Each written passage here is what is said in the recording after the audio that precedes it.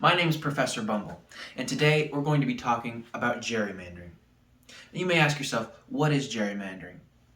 Well, sadly, it's not about the late night activities of a homeless man named Jerry. No, it is an important political process.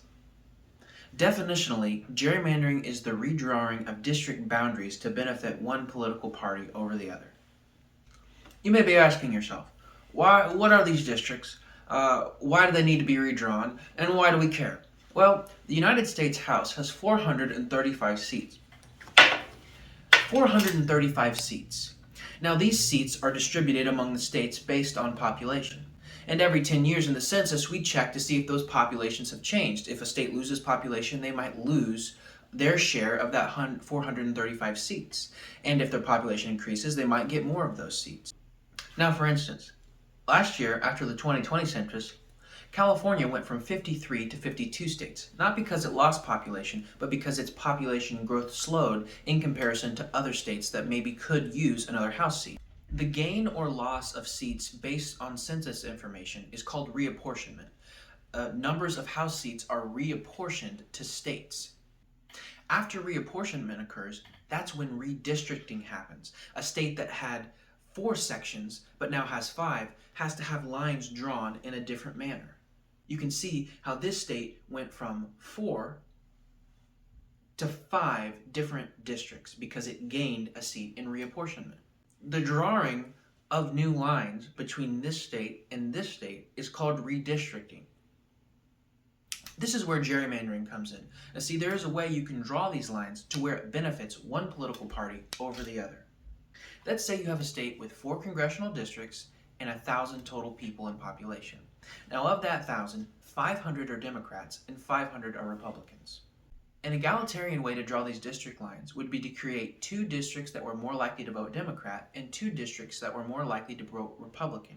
That would create representation that more reflects the population.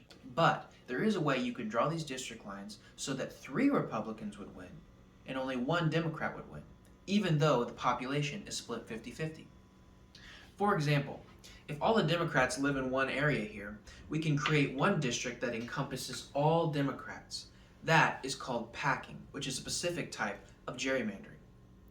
Another type of gerrymandering is called cracking, where you draw a district line directly through a highly populated area that leans one way or the other. This dilutes the power of that area, dispersing it between 2 districts instead of 1. For instance, take a look at Indiana's 2022 electoral map. There's 9 total districts, 7 of which went to Republicans and 2 went to Democrats. The 2 that went to Democrats are Indianapolis and then a district up by Chicago. Now also, take a look at this map, which I've gerrymandered. Now see, the lines cut directly through Indianapolis, taking the highly Democratic population and connecting them to other districts that have more Republicans. So as you can see, if you look at the results here, in the way that I've gerrymandered these districts, Indiana now has 9 Republican House members. Now after you've heard all this information, you may be asking yourself, why is this happening? And who's doing it?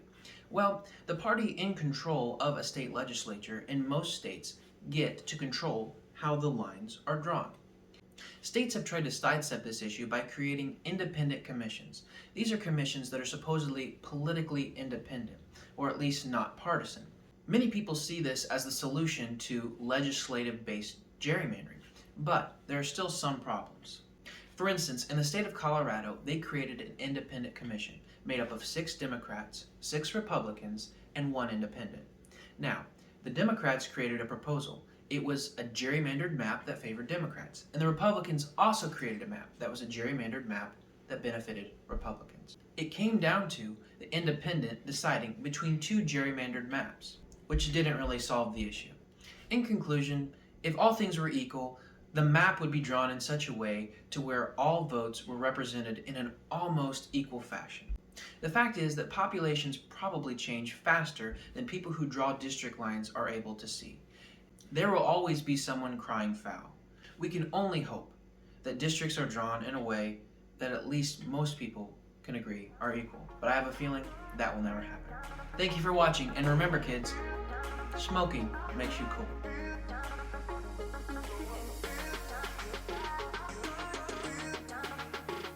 My name is Professor Bumble. Hello. Now you might be saying to yourself, what the heck is gerrymandering? Now I know what you're thinking. Well, sadly, it is not the late night activities of a homeless man named Jerry.